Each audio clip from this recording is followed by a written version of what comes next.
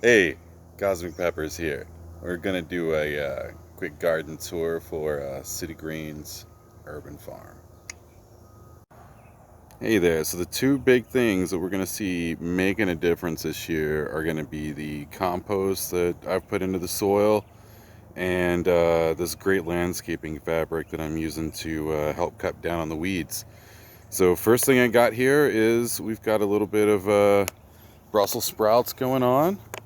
And I'm just going to continue on over here. Let's just do these. So I got a few little volunteers. I don't know if I'm going to go with that tomato plant or the Malabar spinach that's coming up there. Probably the Malabar because I've got enough tomatoes all over the place.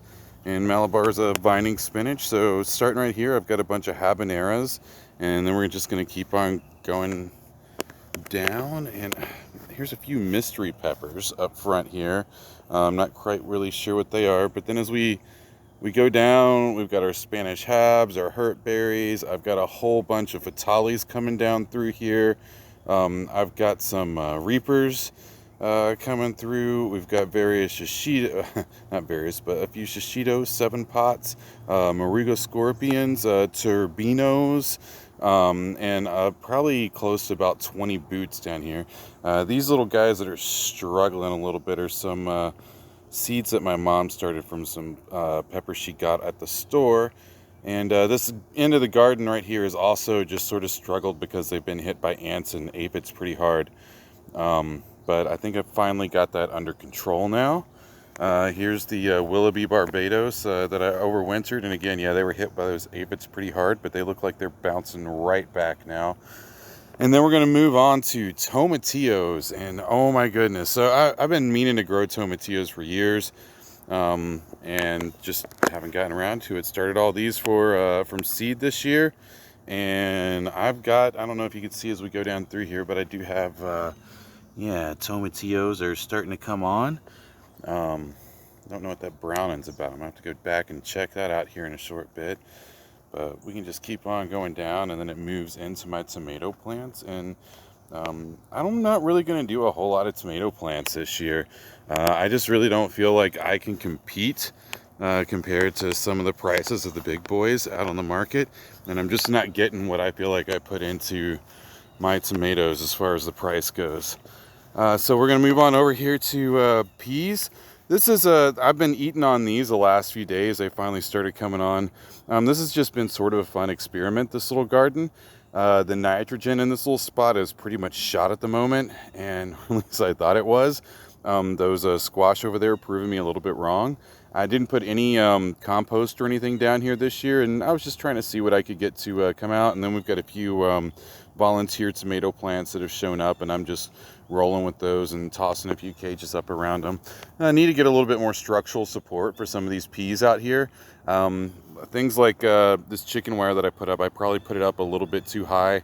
And I'm going to go through some trellising and drop that in to see if the peas want to climb that up.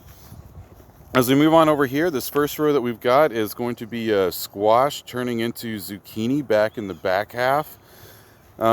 These guys were pretty darn stringy when I got these. I didn't start them from seed. I bought them from a garden center, and they were pretty stringy when I got them. So I'm hoping they're going to do all right.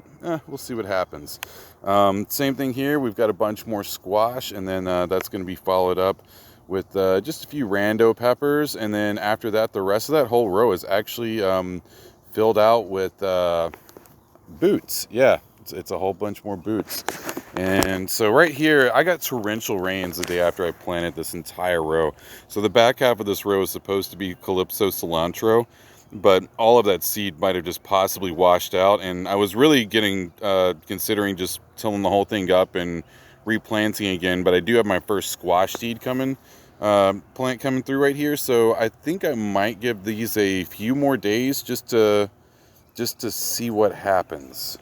But I definitely need to get out here and wetten the top of this down, because once the soil gets this hard and cracked, it makes it really hard for any of the plants to emerge. So we're gonna move on here, and I've got a little third of a row of Tabasco, and then probably a third of a row there of some Moruga scorpions, and then we're gonna come up on the back end of that row there. We've got a whole bunch of eggplant coming through. I've never done eggplant before, so I'm pretty stoked about them. They're still pretty young, but they seem to be doing all right at the moment. I like eating eggplant, so let's see what the yields off of these end up looking like. Right here, over the last few days, my okra has just taken off. It seemed pretty stunted there for a while, maybe just setting its roots down. But the last few days, it's really started to put on some good greenery. These radishes right here are probably needing to be picked. They weren't quite ready last weekend for market, but they're definitely gonna be ready this week. And then this right here, I've got a few boots mixed in, but for the most part, this entire row right here is just nothing but cayenne. And then if I come down here off of the end, this is my little bitty patch of arugula I've got right here. So if I go back over to there, you can see that I've got a little bit of space that I'm still sort of working with. And with that right there, I'm going to go in and put in a small bed of basil. And then when that arugula gets going here in about another week, I'm going to come in here and also plant in another small bed of arugula over here, so I can follow up after that. If it works, it works. If it doesn't, it doesn't. My biggest problem with arugula here is the flea beetle. So they'll show up and they'll start eating holes into my arugula. And once that happens, well, yeah, arugula is done, or at least I can't sell it at market. It's still edible. You just can't, no one wants to eat arugula with a bunch of holes in it. So anyways, that's the garden this year. It's looking pretty good. We'll walk over here and maybe take a look at these squashes real quick, and then I'll drop out. One of the things I've had with my cayennes is the rabbits keep eating the tops of them off. And I think maybe the groundhogs come through and knocked a couple of them just flat over. But yeah, we got some pretty squash flowers here. Can I get that in shot? I don't think it is. Here we go. There we go. See if we can get in here with our squash flower. Absolutely. All right, pretty squash flower. I think that's a great place to go ahead and leave us off. Thanks for taking a look at City Greens Urban Farm this year. Bye.